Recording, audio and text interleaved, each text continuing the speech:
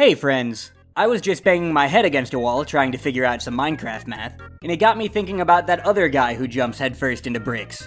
You know, Luigi. Luigi Mario, alongside his richer, more famous twin brother, Mario, are both known for a lot of things, from mushrooms to turtles, and from Chris Pratt to communism. But, ever since the first seconds of the first game in the Super Mario Bros. Series, they've also been doing this.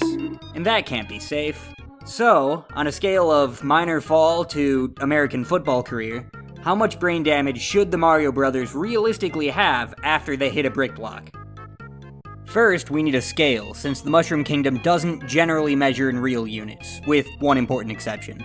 Nintendo did once sell a statue of Super Mario that was marketed as actual size, and that's what I mostly see cited online. And Game Theory once used the Balloon World minigame from Super Mario Odyssey, which is that exception I just mentioned, to measure Mario's in-game model and come to the same result, but didn't share how they did that. Luckily, Reddit users Sean D. Walsh 3 and Simsor13 both figured out the method and verified the measurements, confirming that Super Mario's canon height is 155 centimeters, or about 5'1", which, since I saw this debated a lot in my research, does mean that those New Donk City people are giant-sized, not person-sized. I also saw a few reports of the existence of another actual-size statue that was apparently only 150 centimeters tall. But the links always lead back to this Amazon listing, where the picture is some Bluetooth earbuds, the seller's not related to Nintendo, as far as I can tell, and the only review is, well, I don't really even know how to comment on it. So overall, I'm sticking with 155 centimeters as the official height for Super Mario. Quick clarification before I move on. The names Mario and Super Mario are sometimes used interchangeably, especially in the 3D games like Odyssey that don't feature both of them. But they are, in fact, two different forms of the character that are almost always depicted as having two different sizes. And I'm pretty certain that this height is for Super Mario, because for one, the statue is called Super Mario and the game is called Super Mario Odyssey, but also, look at him. This is important because Mario is confirmed to be human, though the exact kind of human is debated. But Super Mario is some kind of magic transformation he goes through with the help of the Super Mushroom. So, if we want to assume normal human head trauma applies to him, we should use normal human Mario, which means now we need to find that height. By measuring the ratio between Mario's height in his normal and super forms, we can then multiply that by his super height to get his normal height. And that would be pretty straightforward, but if I boot up a different game to check my numbers, now there's a different ratio. I think we can safely assume that Super Mario's height is consistent since it's confirmed outside of the games, which means Mario's normal, non-super height must be changing. With that in mind, I remeasured Mario in both of his forms in every single mainline 2D Super Mario Bros. Game, and also the All-Star versions since some of them are slightly different. So, I hope you all appreciate the sheer number of Nintendo products that I had to legally purchase to gather all this data. Now that I have it all, running through that same calculation from before, we can find the super ratio for each game, and multiply it by Super Mario's height to find Manlet Mario's height, which ranges from his tallest in Super Mario Land, where he's 116 centimeters, or 3'9", all the way down to his shortest in the original Super Mario Bros. And Lost Levels, where he's 77.5 centimeters, or 2'6", coming in just 10 centimeters above Afshin Gadarjeta, the current Guinness World Record holder for the shortest adult man. Also worth noting, while it's pretty variable early on, after we get to the new Super Mario Bros. Era, the ratio between Mario's forms, and therefore his normal height, both get more consistent, with him growing and shrinking just a little bit between games, and averaging around 104 centimeters or 3'5". Overall, he's a small little guy. Before I continue, I do want to point out just how absurd this whole situation is. With all the evidence we have, the most logical conclusion is that Mario, and also the green one, are normal but very short humans whose heights constantly change for some reason, but they can then power up to become superhumans with unchanging, average-ish heights. It's just some very weird lore. Next up, Mario's weight could also be good to measure to figure out what kinds of forces are acting on him at any given time. But unlike his height, every time I see someone claim to have Mario's official weight, not only is it often a different number, but very rarely is any source given. I've seen everything from 45 to 95 kilograms, which is under 100 pounds, to over 200. Sometimes people try and extrapolate from Mario Kart weight stats, which is something, but still a little weak as evidence on its own. Also, that's Super Mario, and I already went on that whole rant. Allegedly, Nintendo did once declare his official weight as 70 kilos, or 155 pounds, but this data supposedly came in the included booklet with Super Mario Bros. Pichime Kyushutsu Daisakusen, a 1986 film released only on VHS and only in Japan. And I couldn't find a full scan of the booklet, let alone a translated one, to try and verify that it actually says that. Also, I had to watch this whole movie for research, so I want to talk about it for like 20 seconds. It's super weird. Mario and Luigi are chosen ones who get to the Mushroom Kingdom through their TV. Luigi looks like this, and Toads look like that, and the Mushroom Sage is there. You know, the Mushroom Sage. And the story features a country called the Flower Nation, whose prince looks like this, sometimes. And then 38 years later, in Super Mario Bros. Wonder, we have the Flower Kingdom, whose prince looks like this. So that's something. Anyway, that tangent aside, I'm leaving Mario's weight as inconclusive for now, and instead I'll figure out other ways to calculate everything. Let's look at the bricks themselves next. Now that we know his height, and it doesn't change as much as the other option, we can use Super Mario as a ruler, going through all the games and measuring the side lengths of brick blocks. Or at least, all the games that have bricks, because brick blocks in Mario games are not nearly as ubiquitous as I thought they were. They only really appeared in 3 of the 7 games before the new Super Mario Bros. Era, and they looked really different between those games, except for in the Lost Levels. Now, in the new era, they're pretty much everywhere in pretty much every game, and they always look like they did in the original Super Mario Bros., and also in Lost Levels. Measuring all the brick blocks we do have, and comparing them with Super Mario's height in each of their respective games, we can get a new ratio, the brick ratio. Once again multiplying that by our 155cm height for Super Mario, we can find the side length for each variation of the brick block. With those results, we can find the volume of each one pretty easily by cubing the lengths.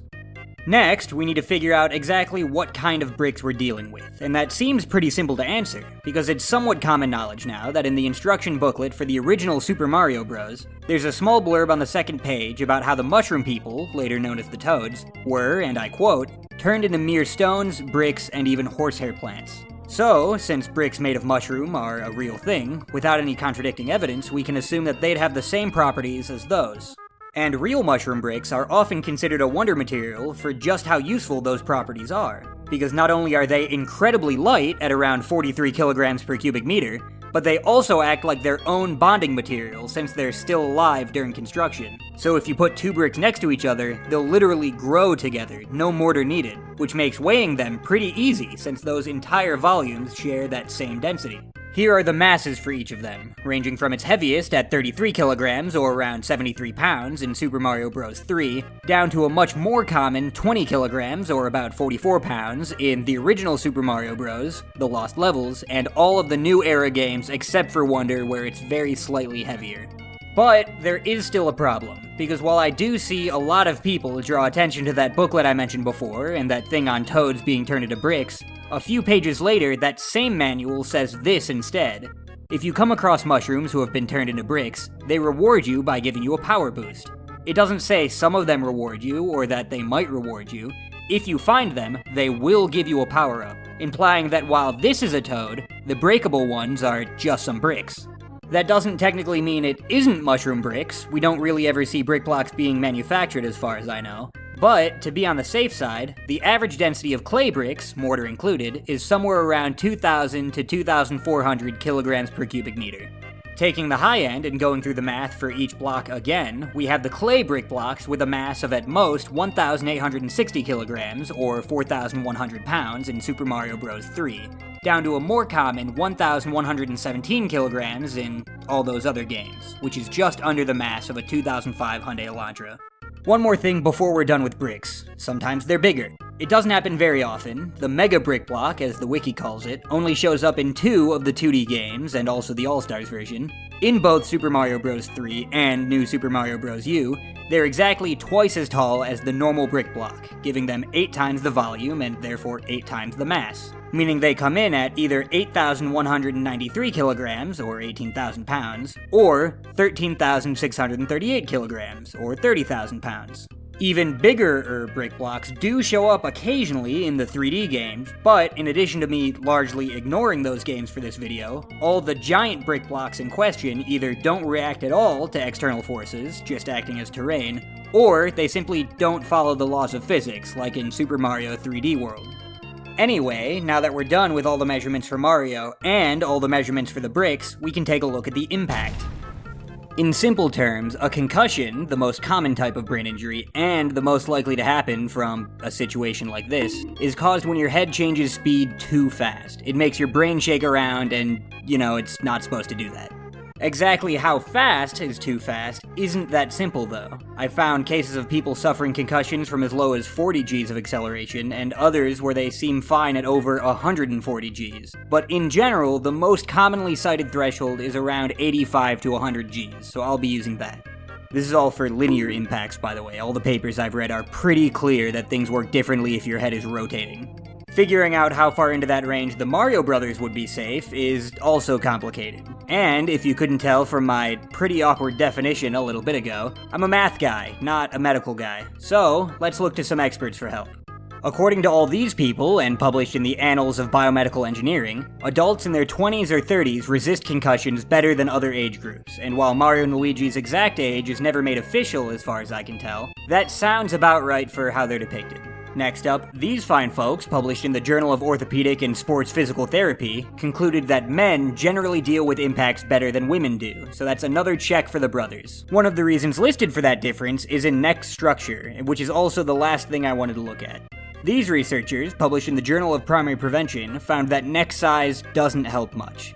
These ones, featured in the Clinical Journal of Sports Medicine, found the same thing about neck strength, and finally, these folks from the American Journal of Sports Medicine concluded that the only neck feature that really matters is how stiff you keep it during the impact.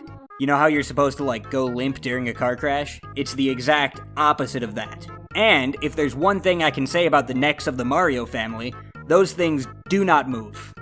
So now that's 3 big points in favor of the brothers possibly taking some of those lower-level impacts without issue. So, let's look at what kind of G-forces they're actually dealing with.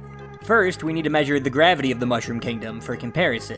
People have done this before, but as usual, they're wrong and I'm cool. Not only do people often assume that normal Mario should be a normal, unchanging height, a foolish mistake, but I also see a lot of assumptions that the games are running at 30 FPS, when most of the 2D platformers in the series run at 60. And also, I don't know what's going on with these pixel counts. Like, this one should be 16 or divisible by 16, depending on if you're using original resolution or scaling it up, but anything outside of those and the subpixels could mess up the measurements.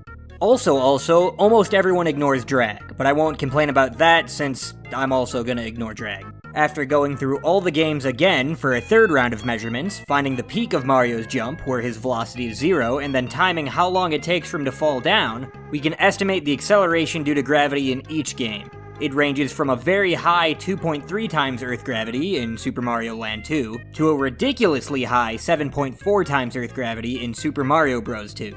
To put those into perspective, the lower end there is just under the gravity of Jupiter, and humans shouldn't even be able to survive long-term above 5 times Earth gravity. Since the jump arcs are symmetrical, the time it takes to fall from the peak is also the amount of time it takes gravity to decelerate Mario's jump. Meaning, if I measure how long it takes for hitting a brick block to decelerate Mario, which ranges from 1 frame in Super Mario Bros. 2 to 3 frames in most of them, I can compare those to the gravity to figure out the G-forces Mario and Luigi would suffer from hitting the blocks, ranging from the safest impact being 29 Gs in Super Mario Bros. Wonder, and the harshest one being 58 Gs in the original Super Mario Bros., and also Lost Levels. And those are high numbers, you don't exactly want to hit your head like that, but, especially with all the things the Mario Brothers have going for them, it's totally believable that they'd get through it without issue. Even if I expand the data to include the games with no bricks, the only super dangerous outlier is in Super Mario Bros. 2, and that one's not even real. In-game, it's all a dream, and out-of-game, it's a different game. My calculations don't include drag, or the velocity lost to gravity before hitting the brick blocks, but both of those would only lower the G-forces of the impact. It's fully within reason that Mario and Luigi could go through all of their adventures without any severe brain trauma from repeatedly head bashing into bricks. And that's pretty cool, I didn't expect that. I started doing this video, thought for sure they should be dead. That doesn't necessarily mean the twins don't suffer any injuries. They'd probably still get some bruises and almost certainly have some kind of whiplash, since that happens at much lower speeds, unless those superhuman necks from before help out with that too. And even without those, they're still banging their heads on big piles of bricks and hitting them hard enough that they move up anywhere from 29 to 80 centimeters. And moving that much mass that far when fighting against that strong of gravity should take somewhere between 200 joules for mushroom bricks in Super Mario Bros. Wonder to almost 90 megajoules for clay bricks in Super Mario Bros. 3. And all the way up to over 7 gigajoules using the bigger blocks. That's almost 150 times the amount of energy released by the SAR Bomba, the most powerful bomb ever detonated. All but the lowest of these numbers are more than enough to crack or even completely decimate the skulls of the normal human brothers. But I think that just further implies that even non-toad brick blocks probably still aren't clay.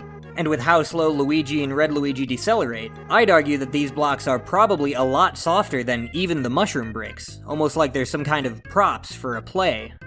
Huh. The Mario Brothers are still weird, inconsistently tiny mutants with superpowered necks who live in very harsh gravity. But, at the very least, their brains are safe. Stay nice, everyone.